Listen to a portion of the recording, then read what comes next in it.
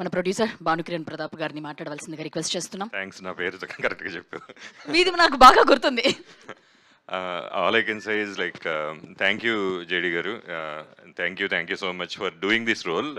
మీరు ఈ రోల్లోకి రావడం అనేది, ఇది చేయడం అనేది ఈ సినిమాకి చాలా చాలా అడ్వాంటేజ్ అయింది. అండ్ మీరు ఇది ఒప్పుకుని చేసినందుకు great thanks to you sir.